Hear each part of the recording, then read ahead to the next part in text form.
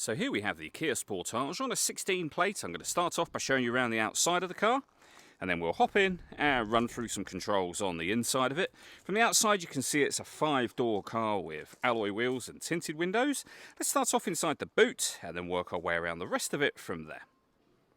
As we approach the back of the car, you can see we have reversing sensors, plenty of boot space as well, along with that 60/40 split folding rear seat should you wish to increase this space even further. And then underneath this tray section, even more space again.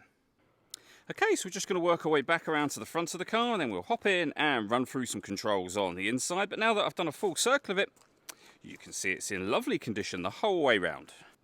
Just briefly before we climb in, I think it's well worth seeing the interior from this exterior point of view. There's plenty to run through on the dashboard, so let's hop in and we'll do that now. Okay, now that we're inside the car, we're going to start with the dials. On the left-hand side, we have the rev counter and coolant temperature gauge. On the right-hand side, the speedometer and fuel gauge. In the middle, you can see the trip computer, which includes the total miles of this car. They are 48,567.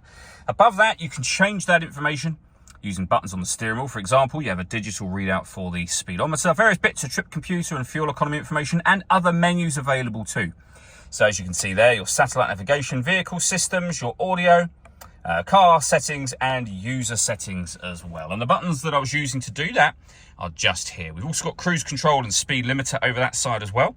On the left hand side we have phone and stereo controls. The phone controls can only be used after you pair the phone up to the car, which is done on the central screen just here. And as you can no doubt see, this car's also got satellite navigation as well. Full colour screen. It's a very, very easy system to use. If you want to pair your phone or do anything else, you have some physical buttons down the bottom here, and then it all becomes touchscreen from there. So you can say cancel to that. We can go to the radio menu where you'll see we have DAB, AM and FM radio. If you want to listen to your own music, you can do. You can hit the media button. As I say, nothing is connected. You can see that there at the moment, but you can connect up an auxiliary device, a USB device.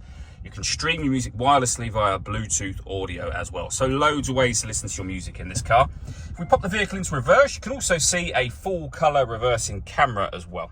The main volume for the stereo, and then dual zone climate control. So you can adjust the passenger temperature, the driver temperature. You can increase and decrease the fan speed and determine what direction you'd like the air to be distributed in. When you're happy with those settings, your air conditioning is on at the minute. That's off, back on again, or hit auto. The car will now take control of the fan speed and direction of the air to maintain the temperature or temperatures that you've asked for. You can hear it doing that in the background. Any manual adjustment will override auto to allow you to put it back on your own settings, and also you change the direction of the air back to whatever you want it to as well. We have two 12-volt charging sockets, auxiliary and USB inputs, the 6-speed manual gearbox, and then down here you can turn the parking sensors on and off, the downhill brake control on and off, and the stop and start on and off. This car is designed to cut out when it's stationary in traffic to save you fuel. The system is off when that light shows. All that leaves me to say is thank you for taking the time to watch this video. If you'd like to come and see the car for yourself and have a test drive, please feel free to give us a call here at Surrey Specialist Cars. We'd love to hear from you soon.